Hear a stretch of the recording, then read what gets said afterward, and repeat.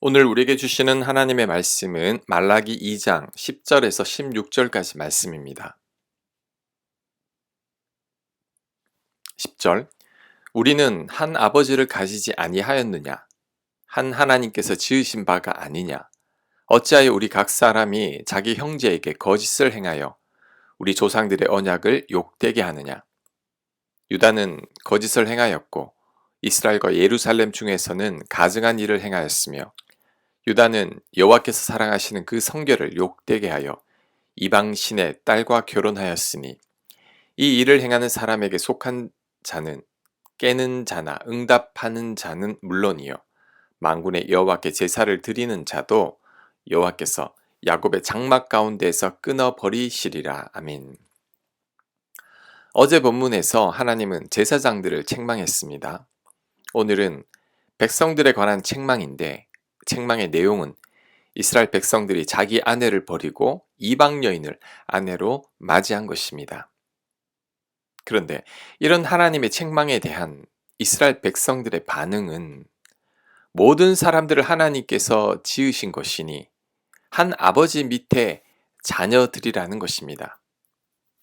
그래서 한 형제와 같은 이방 여인과 결혼하는 게 무슨 문제가 있느냐고 따졌습니다. 자신들이 이방 여인과 결혼하는 것은 아무런 문제가 없다는 거죠. 이에 대한 하나님의 책망은 세 가지인데 11절에 잘 나타납니다.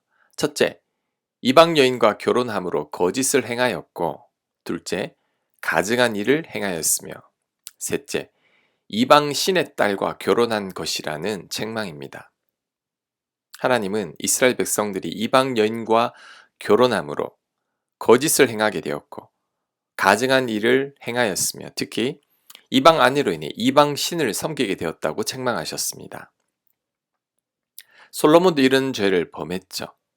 이방 아내를 많이 맞이하더니 솔로몬이 후에는 이방 신을 섬기게 되었습니다.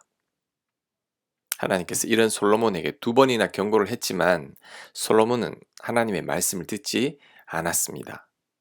열왕기상 11장 9절입니다. 솔로몬이 마음을 돌려 이스라엘의 하나님 여호와를 떠남으로 여호와께서 그에게 진노하시니라. 여호와께서 일찍이 두 번이나 그에게 나타나시고 이 일에 대하여 명령하사 다른 신을 따르지 말라 하셨으나 그가 여호와의 명령을 지키지 않았으므로.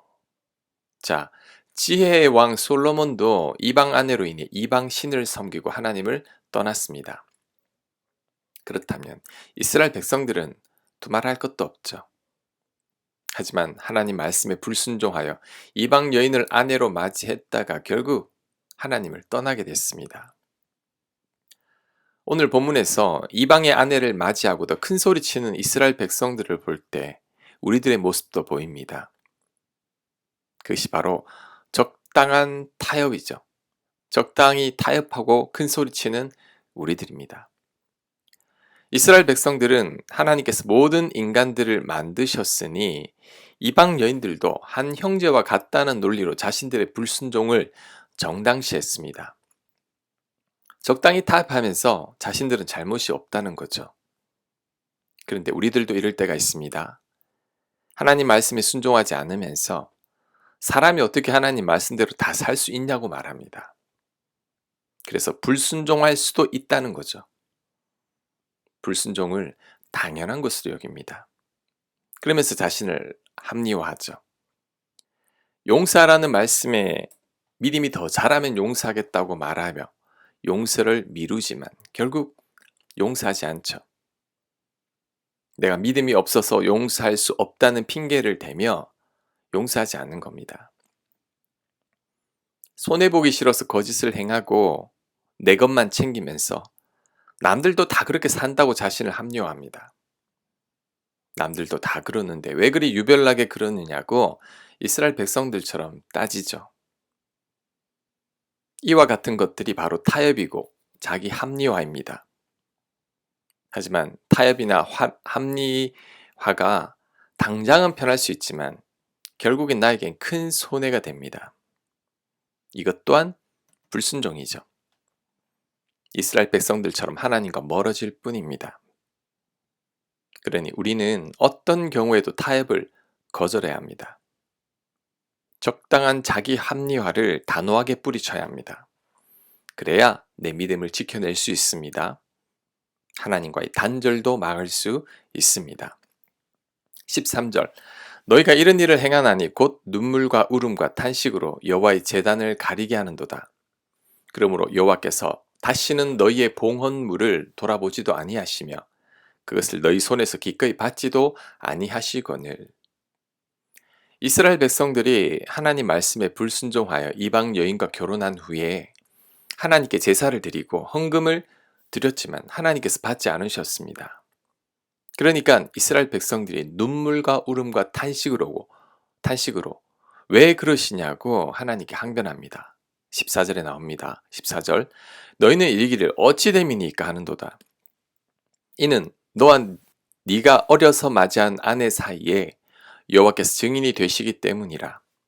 그는 네 짝이요 너와 서약한 아내로되 네가 그에게 거짓을 행하였도다. 하나님께서 제사와 헌금을 받지 않으시니까 이스라엘 백성들이 따지듯이 말하죠. 어찌 됨이니까? 어째서 하나님 이러십니까? 라고 대드는 거죠. 이에 대한 하나님의 말씀은 하나님께 서약하고 젊어서 결혼한 아내를 버리고 이방 여인과 결혼했기 때문이라고 말씀합니다.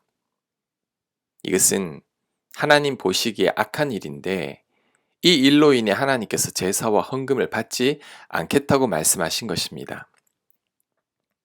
이 구절을 보면서 우리가 하나님께 예배 드리기 전에 어떤 자인지를 성찰해 봐야 합니다. 예배 드리고 헌금하는 것도 중요하지만 그 전에 내가 하나님 보시기에 합당한 예배자가 되어야 합니다. 이스라엘 백성들처럼 불순종하고 적당히 타협하면서 하나님께서 예배를 받지 않는다고 불평해서는 안 됩니다. 순종이 제사보다 낫습니다. 하나님 말씀을 잘 듣는 것이 값비싼 예물보다 낫습니다. 예수님께서도 비슷한 말씀을 하셨죠. 하나님께 예물 드리기 전에 다툰 형제가 있다면 먼저 화목하고 와서 예물을 드리라고 했습니다. 마태복음 5장 24절입니다. 예물을 제단 앞에 두고 먼저 가서 형제와 화목하고 그 후에 와서 예물을 드리라. 예물을 드리기 전에 먼저 하나님 보시기에 합한 자가 되라는 거죠. 내 곁에 사람을 괴롭히고 힘들게 하면서 아무리 예배를 잘 드리고 헌금을 많이 해도 소용이 없다는 겁니다. 우리 하나님 절대 기뻐하시지 않으십니다.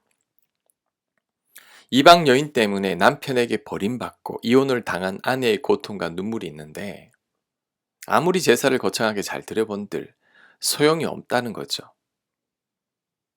눈물로 내 예배를 기쁘게 받아달라고 호소해도 하나님께서 그런 예배는 받지 않으십니다. 자, 이를 볼 때 우리는 예배 드리기 전에 먼저 합당한 예배자가 되어야 한다는 것을 깨달을 수 있습니다. 이런 예배자가 되는 것은 바로 순종하는 자가 되는 거죠. 이렇게 순종하며 예배를 드릴 때 우리들의 예배를 하나님께서 기뻐하십니다. 그러한 예배자가 되시길 축복합니다. 15절 그에게는 영이 충만하였으나 오직 하나를 만들지 아니하셨느냐 어찌하여 하나만 만드셨느냐 이는 경건한 자손을 얻고자 하심이라. 그러므로 네 심령을 삼가 지켜 어려서 맞이한 너에게 거짓을 행하지 말지니라. 이스라엘의 하나님 여호와가 이르노니 나는 이혼하는 것과 옷으로 학대를 가리는 자를 미워하노라. 만군의 여호와의 말이니라.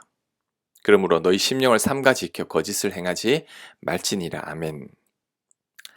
하나님께서 왜 이방 여인을 아내로 맞이하지 말라고 하셨는지에 대한 또 다른 이유가 나옵니다. 바로 경건한 자손을 얻고자 함이죠. 15절입니다.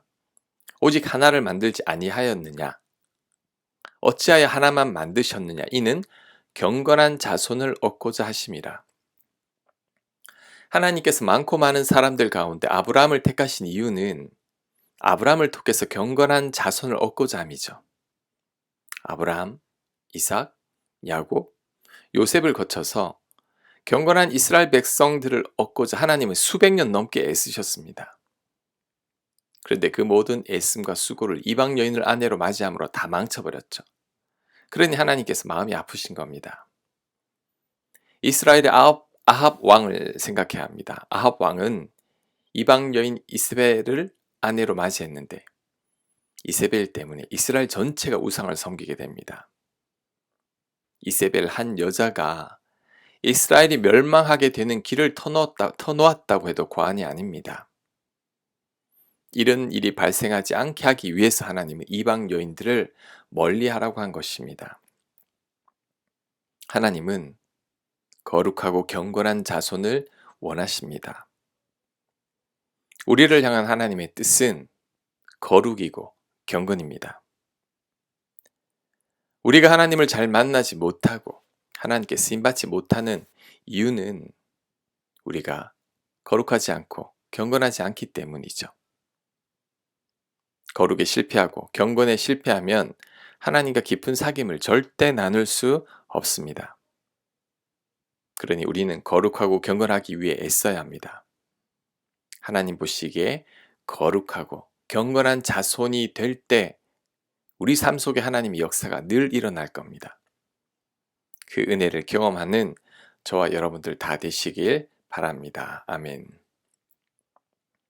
하나님 보시기에 거룩하고 경건한 저희들이 되게 하여 주옵소서. 하나님 말씀에 늘 순종하여 합당한 예배자가 되게 하여 주시옵소서. 하나님 말씀을 늘 듣고 그 말씀에 순종하며 타협하지 않는 저희들 되도록 역사하여 주시옵소서. 이 모든 말씀 예수님 이름으로 기도합니다. 아멘.